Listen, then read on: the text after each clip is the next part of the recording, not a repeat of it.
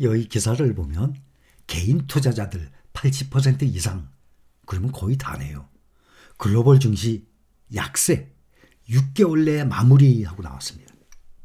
그러면 내년 상반기까지라는 것 아닙니까?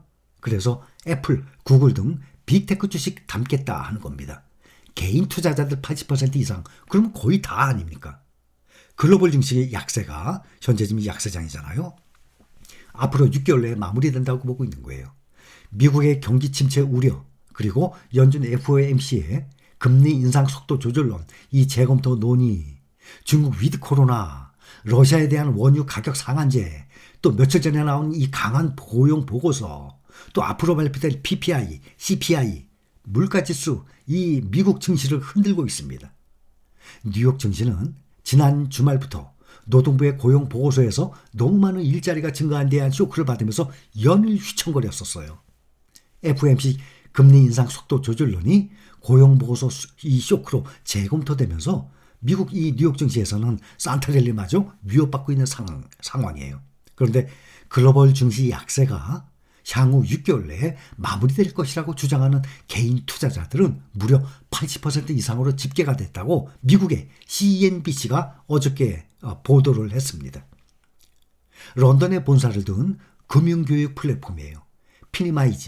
피니마이즈가 유럽, 아시아와 미국의 2천여 명 개인 투자자를 대상으로 진행한 조사예요. 그러니까 우리나라 이 투자자들이 아니죠. 유럽, 아시아, 미국, 거기에 투자자들을 대상으로 진행한 조사에서 거기서 80% 이상의 개인 투자자들은 글로벌 증시 폭락의 최악 시기는 앞으로 6개월 내에 마무리될 것으로 보고 있습니다. 또 대부분 개인 투자자들은 생활비용이 높아지고 있는데도 2023년에 투자할 금액을 유지하거나 오히려 더 늘릴 계획이다라고 말을 했다고 합니다. 피니마이즈의 조사에서 내년에 주식을 매각할 소매 거래자는 1%에 불과했어요. 내년에 주식을 팔 거라는 사람. 계속해서 투자를 할 투자자는 65%.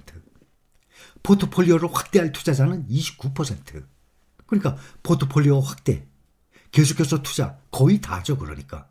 그렇죠? 여러분들도 마찬가지예요. 주식을 우리는 팔아야 될 사람들은 생활비 쓰기 위해서 파는 거예요. 아니면 사람마다 또 라이프 스타일이 다르니까 무슨 큰 목돈이 필요해서 판다든지, 뭐 전세금을 올려준다든지, 또 내년에 집을 살 기회가 있어서 또 뭐 판다든지, 이럴 때 파는 거예요. 주가가 올랐다고 파는 게 아닙니다. 파는 목적, 파는 이유, 주가가 올라서 10% 수익이 나서, 그게 아니에요. 내가 목돈이 필요해서, 생활비가 필요해서, 그래서 파는 겁니다. 우리는. 이 피니마이즈 최고 경영자, 이 CEO는 성명에서 현재 시장 환경 속에서 많아진 정보 취득과 투자 경험에 의해서 대부분 투자자들은 시장의 변동을 경제 주기의 일부로 간주했다라고 말했습니다. 이게 무슨 말이냐? 현재 시장 환경 속에서 이 많아진 정보 취득, 지금은 인터넷 세상 아니에요? 웬만한 정보 다 취득해요. 과거에는 정말 힘들었어요. 과거에는 신문만 봐야 됐어요. 신문 외에는 정보를 얻을 데가 없었어요. 1년에 한 번씩 연간 보고서 나와요. 이 증권회사에서. 책이 아주 두꺼워요. 그거 많은 도움 됐었거든요. 그리고 이제 매일 신문 봤죠. 지금은 정보가 넘치죠.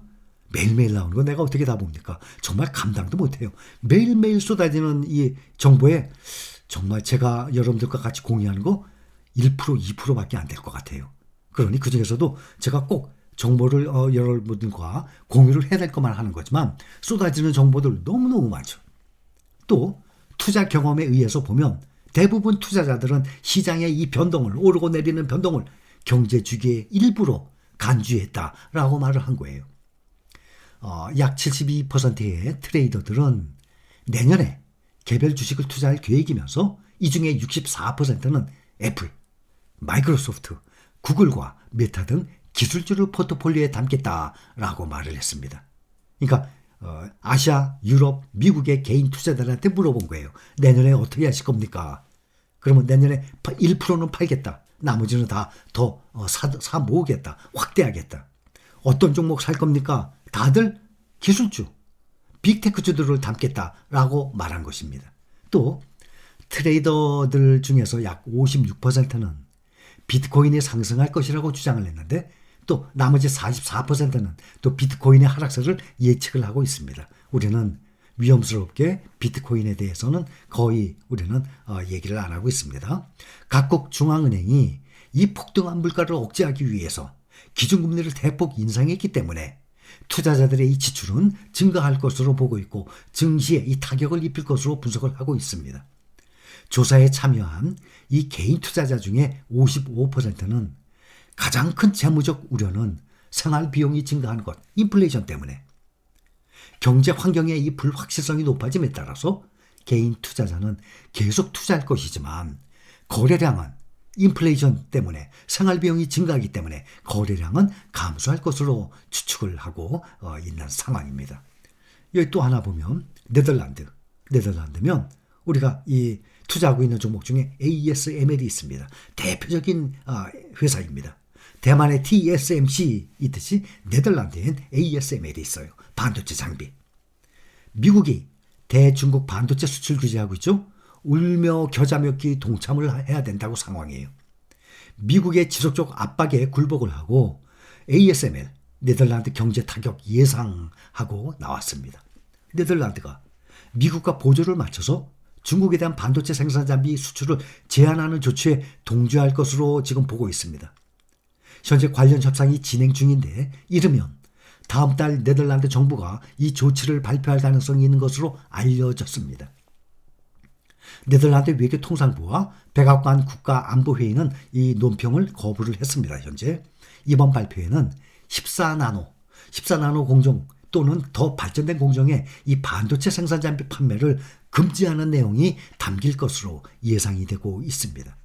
아직 협상이 진행되고 있는데 최종 결정은 내려지진 않았습니다. 본질적으로 이러한 발표는 미국이 지난 10월 7일 발표한 대중국 반도체 규제를 따른 것으로 해석이 되고 있습니다.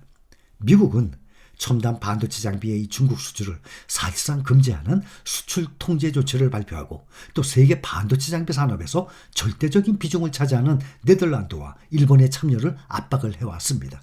우리가 투자하는 종목들 중에 대만의 TSMC 있죠. 또 네덜란드의 ASML 있죠. 또 우리나라의 대표적인 비메모리 삼성전자가 있죠. 또 세계 1등 반도체 엔비디아가 있죠.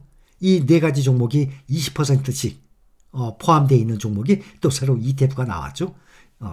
그러니까 반도체의 가장 대표적인 종목 중에 하나가 네덜란드의 ASML이에요. 그래서 네덜란드는 지난달에 자국 반도체 기업들의 이 중국 수출에 대해서는 자체적으로 결정을 하겠다면서 미국의 규제에 동참하지 않을 수 있다는 뜻을 밝혔었는데 미국이 지속적으로 압박 수위를 높이니까 사실 굴복을 할 수밖에 없습니다. 네덜란드의 수출 통제가 현실화되면 ASML과 네덜란드에 큰 타격을 줄 수 있습니다. 또 매출에 ASML의 이 지난해 매출 중에 중국이 차지하는 비중이 15%에 달했다고 합니다. 그러면 15%의 매출을 발생을 못할 것 아닙니까? 중국 시장의 이 성장률도 매우 높은 편이에요. 그래서 네덜란드 통계청 CBS가 발표한 자료에 따르면 중국은 네덜란드의 독일 다음으로 큰 무역 파트너거든요. 그래서 앞으로 또 어떻게 될지 또 상황을 봐야 되겠습니다. 여기까지.